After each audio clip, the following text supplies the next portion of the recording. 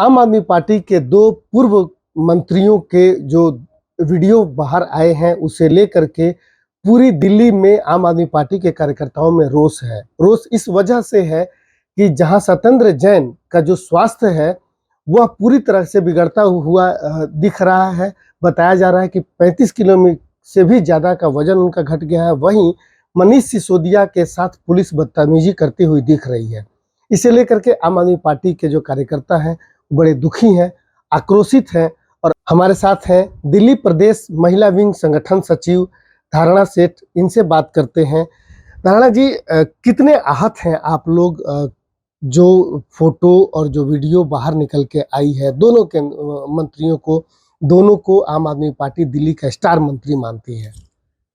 बहुत दुख की बात है और हम तो बहुत दुखी हैं अपने दोनों नेता, जो कि बहुत, एक तो पूर्व स्वास्थ्य मंत्री सत्येंद्र जैन जी, जो दिल्ली के स्वास्थ्य के लिए बहुत अच्छा काम कर रहे थे।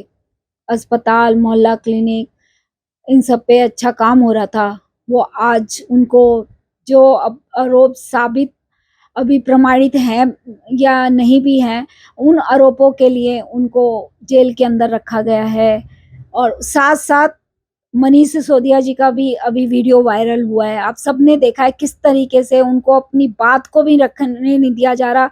जैसे ही उन्होंने कुछ कहना चाहा, वह उसी वक्त एक पुलिस वाले ने उनको बहुत बुरी तरह से उनको पकड़ के अंदर धकेल दिया। और ये सब जो देख रहे हैं ना, वो जिस तरह से बर्ताव हो रहा है हमारे लीडर्स के साथ, ये बहुत ही दुख का विषय है। और हम तो इसे पूरी तानाशाही कहेंगे। क्या लग रहा है आप लोगों को कि पूरी तरीके से आम आदमी पार्टी और भारतीय जनता पार्टी अपने सारे मूल्यों को बाहर रख करके एक दूसरे के प्रति एक रिवेंज जो कहें वो साधने की कोशिश हो रही है? देखिए, ये एक सच और न्याय की लड़ाई है।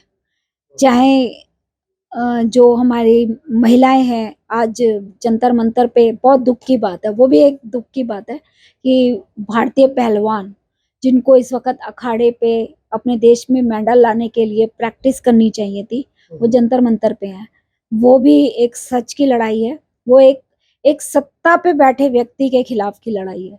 और वो व्यक्ति जो कि जिसके ऊपर आरोप वो लोग लगा रहे हैं, उसको उस पे एफआईआर हो चुकी है, उसके बाद भी वो बाहर है।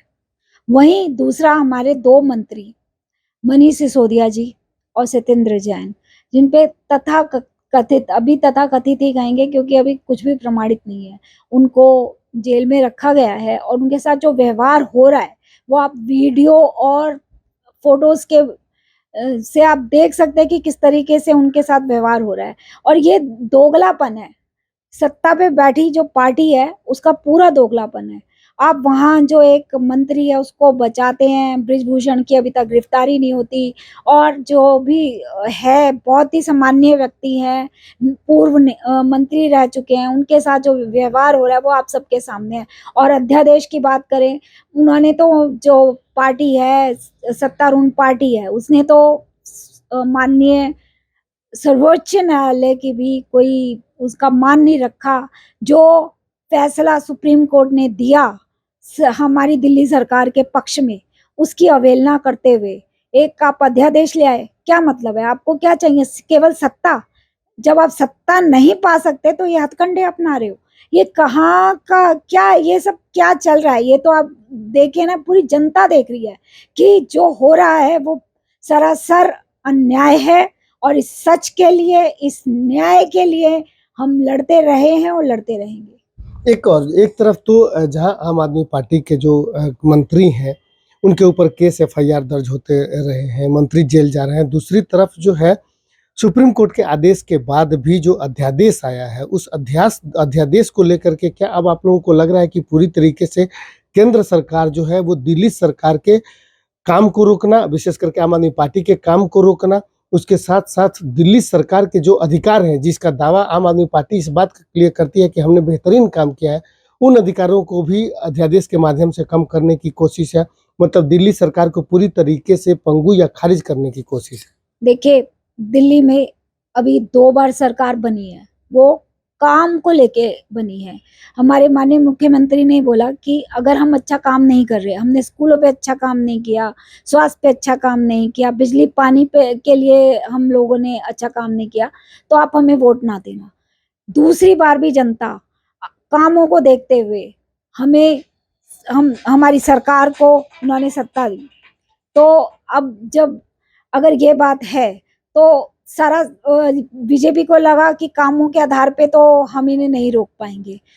अच्छा काम किया, जनता के बीच में बहुत अच्छी छवि है, तो और अच्छे काम ना हो और जनता के लिए जो हमारी पार्टी काम के लिए अपनी मैनिफेस्टो के ऊपर जो काम कर रही है, जो कहा वो किया, वो काम ना कर पाए, उसको रोक लगाने के लिए वो तरह तरह के हथकंडे अपनाती रही। पहले तो एलजी का सहारा लिया। एलजी साहब का जब सुप्रीम कोर्ट ने अपना फैसला सुनाया तो अब उन्होंने एक अपना और जो उनके पास सत्ता उन्होंने का अधिकार था कि वो काला अध्यादेश ले आए, वो ये ले आए कि अब वो ट्रांसफर का और सर्विसेज का अधिकार जो देश की दिल्ली की चुनी हुई सरकार है उसके पास नहीं हो सकता। तो ये सब क्या है? ये सिर्फ सत्ता पाने के लिए अपनी गंदी राजनीति खेलना है, इससे ज्यादा कुछ नहीं है। अच्छा, एक सवाल और है दाराना जी कि आप लोग पार्टी के फाउंडर मेंबरों में से हैं, शुरुआत से पार्टी के साथ हैं। आज के समय में जिस तरीके से इस अध्यादेश के खिलाफ आम आदमी पार्टी के मुखिया जो है पूरे देश के उन सभी गैर बीजेपी स्टेटों में जा रहे हैं, वहाँ के मुख्यमंत्रियों से मिल रहे हैं और गठबंधन बनाने की बात कर रहे हैं, एक साथ आने की बात कर रहे हैं। उसमें से कांग्रेस भी शामिल है, जो पहले जिस कांग्रेस का विरोध कर रहे थे। अब क्या आपको लगता है कि उसी कांग्रेस के साथ या उन्हीं विपक्षी दलों के साथ जिनकी आलोचना करते रहे हैं मुख्यमंत्री अरविंद केजरीवाल, उनके साथ गठबंधन बना करके और दिल्ली की जो अपनी शक्ति है उसको बचाने के लिए ये कहाँ तक जायज़ है दिखता है आपको? देखिए, अभी जो कुछ भी हो रहा है, जो कुछ इस वक्त देश में हो रहा है, एक जगह की सरकार के लिए नहीं हो रहा।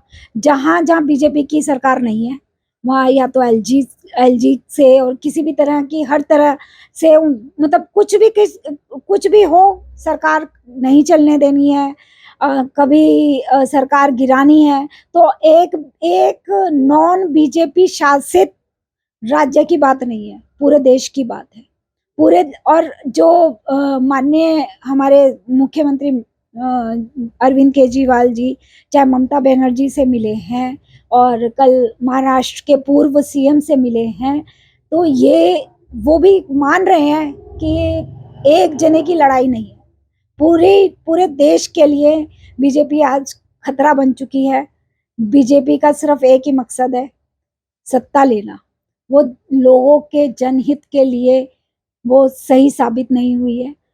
जिस तरह से आज पूरे देश में सरकार चल रही है और उनका जहाँ-जहाँ शासन है, जिस प्रकार से चल रहा है, वो आप सब देख ही रहे हैं। तो अब तो लग रहा है कि न्याय की लड़ाई में सबको एक साथ एकजुट आना पड़ेगा और मैं बहुत मतलब अच्छा इसको समझती हूँ कि ममता बनर्जी ने समर्थन दिया है, कांग्रेस भी दे रही है, नीतीश जी भी हमारे मुख्यमंत्री से मिले, तो कहीं न कहीं सबको लगने लगा है कि एक होकर अन्याय के प्रति तो लड़ना होगा, तभी देश बच पाएगा और जनता हित में यही सही है। ठीक है, बहुत-बहुत धन्यवाद।